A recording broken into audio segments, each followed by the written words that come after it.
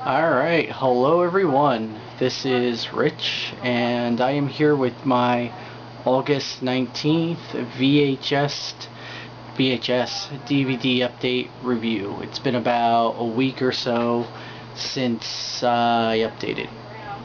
So, let's get started. I have 3 VHSs here. I'm going to start off with probably the one I don't like first. First one is, I believe it's the first VHS, or first movie that Tim Burton directed, but I'm not exactly sure. It's one of his first, at the very least. It's a 27-minute movie starring Daniel Stern and Shelley Duvall and Barrett Oliver from Neverending Story. It's called Frankenweenie. Yeah. I saw it there. I got it for 15 cents at a flea market. It was pretty good. I mean, for a 27-minute movie, that's not a bad price. Yeah, so essentially it's like Frankenstein, but instead of Frankenstein as a person, it's Frankenstein as Spuds MacKenzie, apparently. So yeah, unless my good YouTube buddy Super Colton wants a copy of this, I'm not going to be putting this on DVD. It's just going to stay on VHS. It'll stay in my collection. Next is another movie that I really do like. I don't like the one story in here. There's 4 of them. And it's called Tales from the Darkside. I believe made in 1990, yes. Has a... what the hell is his name in here? It's one of the brothers. I forget the fucking brother. Anyway, I like 3 out of the 4 of these stories in here. I just don't like the Lover's Vow one with like the demon. Oh, you can see that picture.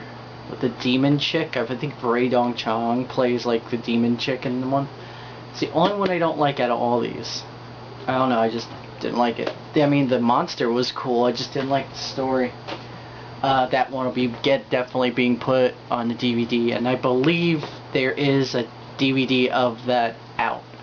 I just don't feel like paying, whatever the DVD costs. I'd rather just go and burn it, and convert it. Next is a movie. As soon as I got it, I had to update my Facebook to make sure that people knew that I received this movie and how awesome it is. I believe another 1990 movie. Yes, 1991. The only Richard Grieco movie I own. If Looks Could Kill. Starring Richard Grieco. And that's it that I know of. It also says Roger Rees in here. I don't know who that is in the movie. Anyway, essentially, If Looks Could Kill is like a spy comedy where Richard Grieco has like a mistaken identity. I think he's Richard Grieco, the spy, where he's not. He's Richard Grieco, the French class reject, as it's coined in the movie. It was totally fun. It's a really like a hidden gem, I think. This one will definitely be converted, and I believe this is on DVD. I was able to find a cover for it, but it looks exactly like this and this on the background. It just doesn't have the old spine here. Someone like made a different spine. So I don't know if someone just took this scan and then just made a different spine for it. So I don't like to do research before my DVD updates to tell you if it is on DVD or VHS. I just kind of whatever. Next is probably one of the worst movies I've seen in a good while. Now I went and I got this from Netflix after originally watching about the first 10 minutes of it on the site, because they have like online movies you could watch. And I'm like, oh, this isn't bad. In theory, it should be an okay movie. Essentially, oh, let me show you the movie. It's called Fatty Drives the Bus. Fatty Drives the Bus. A 1999 movie, released by Troma. It's about like an hour and 10 minutes or something like that. Barely enough for like a full feature.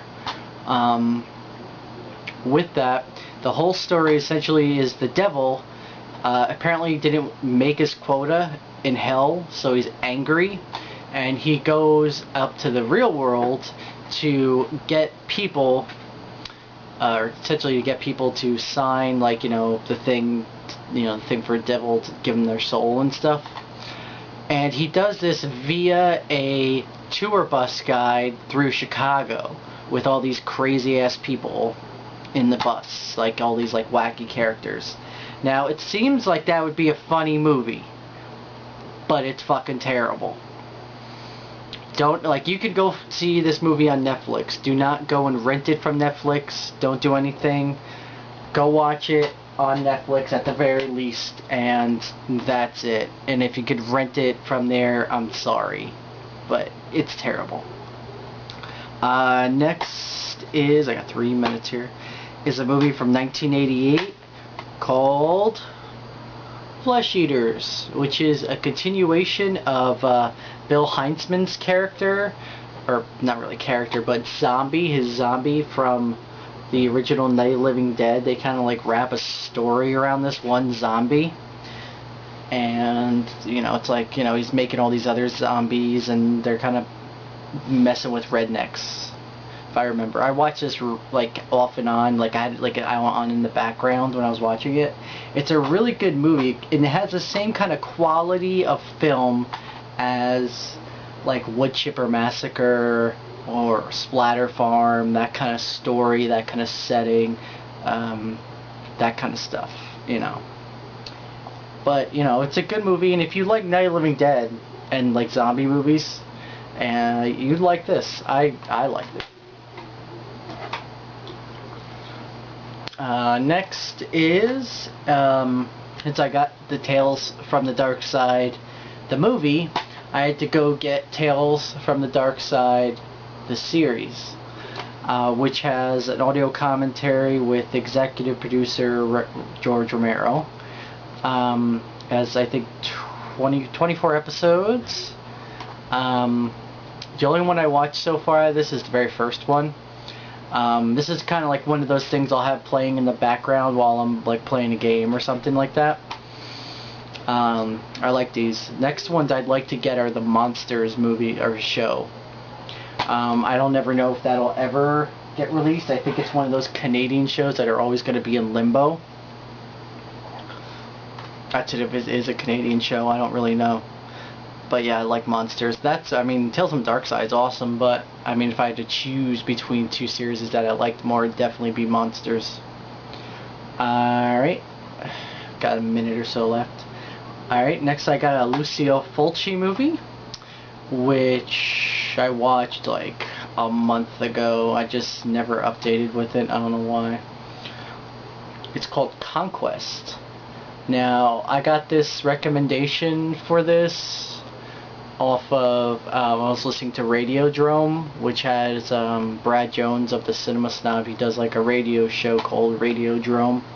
He was talking about this movie on how it's like if Lord of the Rings had tits and ass and a whole shitload of violence, it'd be Conquest. And it pretty much is.